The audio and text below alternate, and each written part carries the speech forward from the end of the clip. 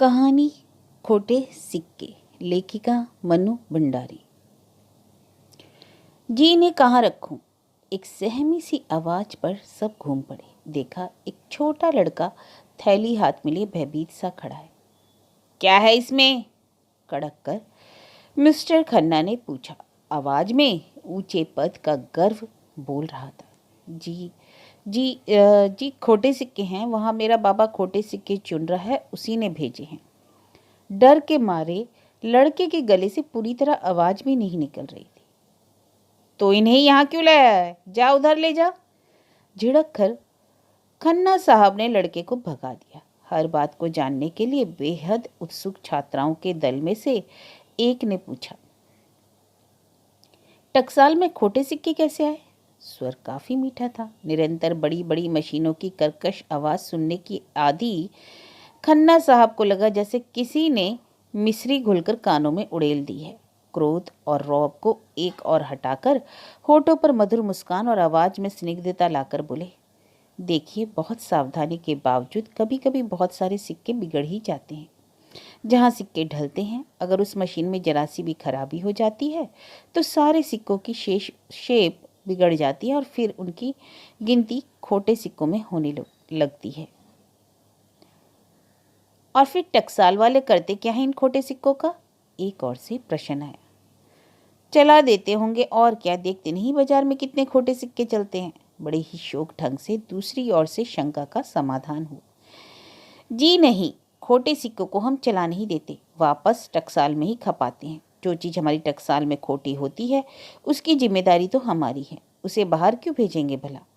खन्ना साहब ने इस ढंग से कहा मानो बता रहे हो कि देखो हमारी नैतिकता को। हमें क्या इतना गया गुजरा समझा है कि अपनी गलती को दूसरों के सिर मढ़ दें? खन्ना साहब टकसाल के उच्च पदाधिकारी हैं।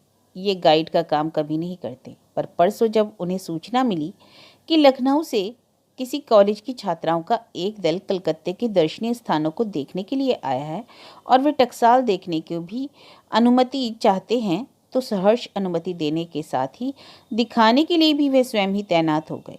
ठीक 11 बजे बस पर से करीब 20-22 छात्राओं ने 2 अध्यापिकाओं के साथ टकसाल में प्रवेश किया।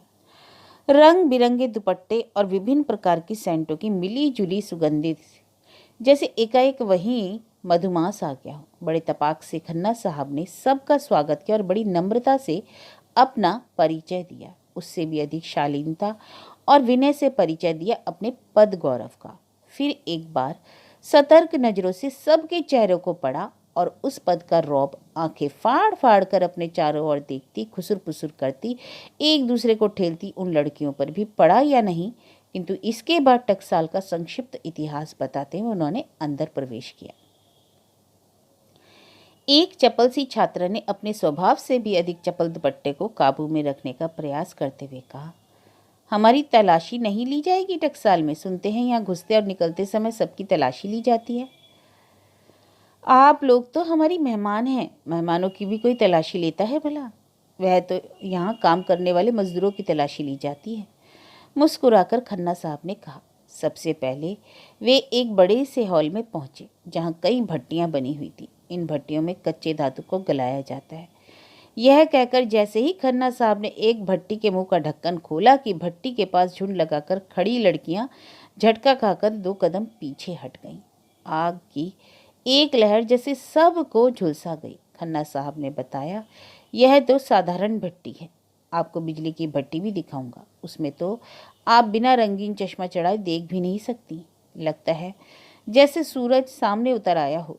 इसके बाद उन्होंने सारी प्रक्रिया समझाई कि किस प्रकार कच्चे धातु को गलाकर सिक्कों के उपयुक्त बनाया जाता है और उसके लंबे लंबे बार्स बनाए जाते हैं। बड़े ही धैर्य और रुचि के साथ वे हाथों का संकेत कर करके समझा रहे थे और सारी छात्राएं उनके चेहरे पर यूं नजर गड़ाए सुन रही थी कि मानो वहां का सारा ज्ञान सोख लेंगी। खन्ना साहब कोई चीज उठाते तो 20-22 सर इस तरह चारों ओर घिर आते मानो गुड़ की डली पर मक्खियां बैठ गई हों। जिस किसी भी हॉल से वे गुजरते वहां काम करने वालों की गति अपने आप ही बढ़ जाती। वे और अधिक मनोयोग और कुशलता से काम करने लगते। कभी कभी खन्ना साहब किसी मशीन के पास खड़े हो जाते और रॉबिली में हुक्म देते, मशीन को चला दो। झटके से मशीन चलाई जाती और खन्ना साहब उसका ब्यौरा समझाते। साथ में आई हुई अधेड़ अवस्था की अध्यापिकाएं शुरू से ही खन्ना साहब की उपेक्षा पा रही थी। उन्हें खन्ना साहब का लड़कियों में यह आवश्यकता से अधिक दिलचस्पी और आकर्षण अच्छे नहीं लग रहे थे। वे ठेल मेल में कभी जाने अनजाने में लगे हल्के फुल्के धक्कों को भी काफी संदेह की नज़र से देख देखकर जब तब छात्राओं को फटकार देती।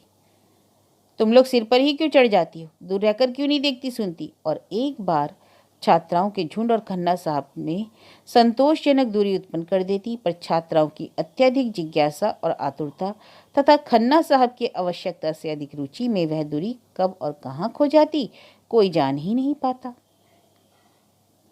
घूमते घूमते वे एक बड़े हॉल में आए, जहाँ की दैत्याकार मशीनें कान के पर्दे फाड़ देने वाली आवाज से बेतहाशा दहाड़ रही थी। खन्ना साहब के शब्द उस भीषण गर्जना में खो ही जाते थे। परिस्थिति का फायदा उठाकर मुंह को अति निकट लाकर वे बता रहे थे, यहाँ पर तैयार धातु के बड़े बड़े बार्स को पतला किया जाता है। छात्राएं मशीनों से काफी दूर खड़ी थी, फिर भी उनका शरीर जैसे झुलसा जा रहा था। आग से लाल लाल लंबी लंबी सलाखें पटापट ऊपर से नीचे गिर रही थी और नीचे हाथों में बड़ी बड़ी सड़ासियां लिए मजदूर उस सलाखों को उसी गति के साथ उठा उठाकर पासी पानी की नालियों में पटकते जा रहे थे। नालियों का पानी बुरी तरह खौल रहा था, उनमें से गरम गरम भाप उठ रही थी। आकार प्रकार को देखकर ही जान जा सकता था कि ये सलाखें उठाने वाले जीव मनुष्य हैं, वरना उनके भाव शून्य चेहरे और मशीन की तरह निरंतर खटखट चलते हाथों को देखकर मशीन का ही भ्रम होता था। शोक, हसीन और कमसीन छात्राओं की उपस्थिति भी उन मजदूरों की गति में किसी प्रकार का व्यतिक्रम उपस्थित नहीं कर पाई। वर्षों से निरंतर मशीनों के बीच काम करते रहने के कारण वे सावनी समा और बसंती बहारों को शायद भूल ही चुके थे। उनकी रगों का खून शायद जलकर राख हो चुका था। जिंदा रहने के लिए बड़ी तत्परता से वे मौत से खेल रहे थे। लड़कियों के चेहरे दया और भय से आक्रांत हो उठे। हाय राम, कैसा खतरनाक काम है, एक ने कहा। दूसरी ने उससे भी अधिक सहानुभूति से कहा, मैं तो इतनी दूर खड़े खड़े ही भुड़ता हुई जा रही हूँ, ये पास रहकर कैसे काम करते होंगे? एक ने खन्ना साहब से पूछा, यह तो बड़ा ही खतरनाक काम है, जरा सी चूक में सलाख सीधी टांग पर ही आ गिरे। जी हाँ, सो तो है, बहुत सी दुर्घटनाएं होती हैं। अभी कोई 2 महीने पहले ही एक आदमी की दोनों टांगें कट गई। सच? फिर भी ये लोग यह काम करते आते हैं, अपनी जान को जोखिम में डालकर? किसी ने पिघल कर पूछा। काम करने? अरे एक जगह खाली होती है तो 50 टूट पड़ते हैं। आप जानती नहीं, हमारे देश में इंसान की जान बड़ी सस्ती है। चलो बाबा यहाँ से, यहाँ तो अब और नहीं देखा जाता। इस विभत्स दृश्य को देखना उन लोगों के लिए शारीरिक और मानसिक दोनों ही दृष्टियों से असहनीय उठा। वहाँ से चलकर उन्होंने एक एक करके सब देखा और किस प्रकार तांबे की मोटी मोटी बारों को पतला किया जाता है, फिर पैसे के आकार में गोल गोल टुकड़े काटे जाते हैं, उन पर राजकीय मोहर और सन की छाप पड़ती है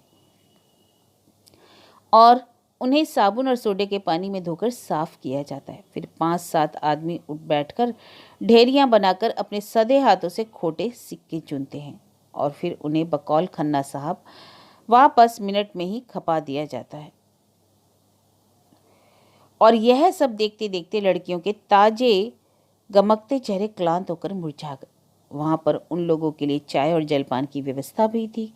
2 नौकर खन्ना साहब की आज्ञा की प्रतीक्षा में हाथ बांधे खड़े थे। नाज नखरों में पली ये लड़कियां, जिन्हें कभी गरीबी या अभावों की छाया ने कभी छुआ भी ना था, मजदूरों की इस विभत्स झांकी को देखकर बड़ी आतंकित हो उठी। बैठते ही पूछा, इन मजदूरों को तनख्वाह क्या मिलती होगी? 60 रुपये मासिक, उन्होंने कहा। आदमी यूं 60 रुपये की खातिर अपनी जान जोखिम में डाल देता है? एक ने अपार आश्चर्य और दहशत से पूछा। संसार को मात्र किताबों के द्वारा जानने वाली इन अनुभवहीन छात्राओं की बुद्धि पर खन्ना साहब मुस्कुरा उठे।